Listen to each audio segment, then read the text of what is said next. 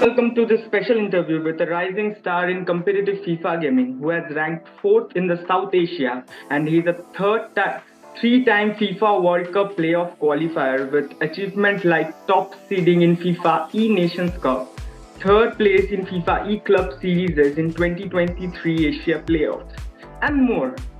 Charanjot skills are undeniably well. Hello, Charanjot. Hello, Swapnil. Thanks for Yeah. the great introduction. So let's get into the interview.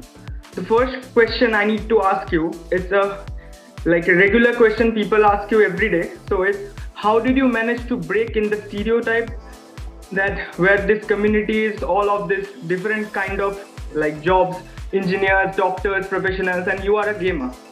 So how did you break into this stereotype? So when I first got into gaming, I never thought I'll be where I am today. I never thought I'll go into professional side of it. I didn't even know back then that there was a professional side of it. So I just got into gaming casually, play at my friend's place, and then one day went to a tournament and won that, and then gradually from there on just kept on improving and playing more tournaments. So that's how I got into it. So there was nothing special breaking into esports. It just happened on its own. Tell me what you see in a new game when you first see it. What you see, what you try to find out in a new game when you first try to play it. Like new FIFA, when a new FIFA New comes. FIFA, new any games you play different games, right? Yeah. Try to find in that game, like what you try to find. So first of all, I'll talk about FIFA. If it's FIFA, a new FIFA, as you know, FIFA changes every year, unlike other. Esports FC. Next from next year it's called Esports FC. Yes, and like Esports FC or FIFA as it was called earlier, it keeps on changing every year. Unlike other esports, like BGMI or COD Mobile, usually they are usually the same, but FIFA keeps on changing. So one thing is we have to adjust a lot because, for example, FIFA 19 would be very different from FIFA 20 and then 2021. So main thing is to learn the meta, learn the overpowered mechanics or the OP mechanics as we say in esports. So main thing is that you have to learn whatever works. One, in certain game, crossing might be overpowered. In certain games, crossing might just be dead, and something like sprint abuse or skill moves abuse might be. So when the new game comes, you just have to learn the mechanics as soon as possible. Do you think that FIFA changing its name because FIFA name is an emotion from FIFA 93 to FIFA 12, FIFA 10. I also play a FIFA a lot. So this changing of name isn't kind of like heartbreaking. So what's your take on that? I think we saw it coming because as esports gamers, we got the news around a year ago that FIFA and EA might be separating. So we were used to it, but when it happened, like this time when it really happened, we were very surprised. Like calling FIFA EA FC wouldn't hit the same as calling it FIFA. Everyone will still call it FIFA only. I think no one will call it EA Sports FC. But it's a new game. It's a new season. So let's see. Yeah, and I would like to ask you, can you give an advice to the new gamers who are getting into this esports industry? What advice do you want to give to the new gamers who are approaching to this esports industry, failing and again and don't have that place in the esports industry? What's the first advice you want to give to them? Main advice I'll give, which I usually give to everyone, is don't stop. Like after a first tournament or after the first hurdle, you have to keep on going. It's a long hurdle, and now like so many esports players are there. Obviously, when I started like 3-4 years back, the competition was obviously much less, but now the competition is at its peak. We are seeing like currently the BGMI Masters is being casted on TV as well. So people are watching, gamers are watching, which makes them want to play the game, and then they'll play. But if they lose the first tournament, they'll obviously stop mostly. So you don't have to stop, you just have to keep going. And once you get into esports, one advice would be to obviously talk to a lawyer, and when you sign a contract, obviously. So what's your take on future of gaming and esports in India? My take on future of gaming, I'll say it's on the rise. We can see that obviously it's on a rise. Introduction of esports in Asian games, I think last year it was also introduced in Commonwealth Games, which were held in Birmingham. Now introduction in Asian Games. this says a lot about the esports industry right now.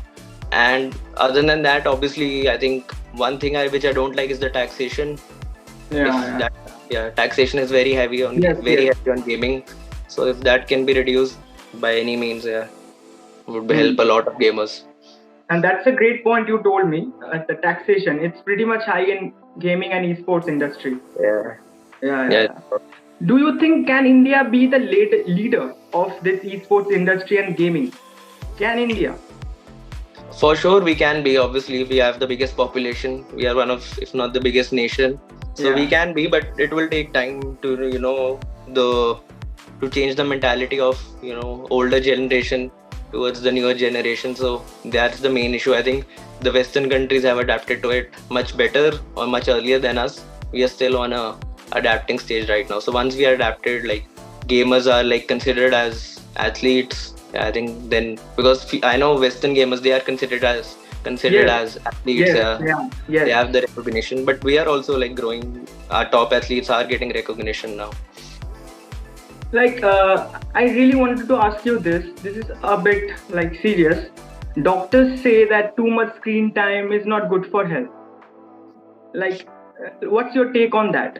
Does it affect your health? Because you play a lot of game, you need to Yeah. practice hard every day. So does it affect you? I think the doctors are not wrong. It does affect you, but if you keep it in a limit, obviously, if you continue to like have a screen time of over 8 to 9 hours daily, it isn't good for anyone. I think you have to like limit the gaming hours. But if you can't, when there's a tournament or something, you're obviously sitting at the screen to 7 to 8 hours. But there are, I think, medications or exercises which you can do. Probably go out, like do sports activities, which helps relieve stress. And yeah, and there are new, I think, glasses as well for gaming, which players can use, which are not like normal glasses which you used to see. It's like some blue sub like a blue colored glasses which are there for gaming. Yeah. Like, I don't see you wearing a glass because you take a good care of your health. Yeah, I don't wear glasses. Yeah, Like, yeah, yeah, yeah. Coming to Asian Games, what do you expect from our contingents from the Asian Games? And you tell me some of the top players on your category in world and in Asia. Name some of uh, the. yeah. So I expect good things from Asian Games. Just last week we had the seeding event in Yeah, Korea. So yeah. India, like I came first in the seeding event from South Asia. So going into the Asian Games as first seed always like obviously gives you confidence, Yeah. because people will be looking up to you, and like they'll be worried as well. But you also have to maintain that level from the seeding event to obviously the main event, which is the Asian Games. And Hmm. the countries that are looking good from all the, I think, top countries from South Asia, like Korea, Singapore, Vietnam, Thailand, these are the top nations. I think all are looking really good. But if we do well, if we prepare well, I think we can obviously get a medal back home. Yeah, And apart from this gaming, what do you do? Apart from this gaming, yeah. So apart from gaming, I just any 20-year-old life I live like that. yeah, Just go yeah. out with friends. All obviously there is college as well, but yeah, I attend classes, but still my like attendance, less spoken about the attendance, the better. And yeah, Yeah. I go out with friends, play football. I play football a lot, so Wow, nice. yeah. Every week, like 2 to 3 times, I try to play. Like is physical fitness is also a part, also plays a part in esports, like physical fitness, mental health, mental well-being. What do you do for that? I think mental well-being plays the biggest part after Yeah. the physical part. Yeah, mentally, because if you're not ready for a tournament, if you're not ready to play, or after a tournament you're down, or just before a tournament the practice is not going well, you're down mentally. Then obviously it affects your like tournament level, tournament games. So mental health is very important in any aspect, not even in esports. I think in life or in Hmm. sports or in anything, mental health is always important. And physical help also helps a lot if you're doing physical activities, going out or doing home workout or any workout you can do, any workout. It helps a lot, like relieving the stress from the gaming to the to physical side of it. So I think physical health also affects gaming, and mental health is the most important, I think. So that's all from my side. It was great talking to you, a nice chat, Yeah. and all the best for the Asian Games. Thank you. Thank you. Thank you.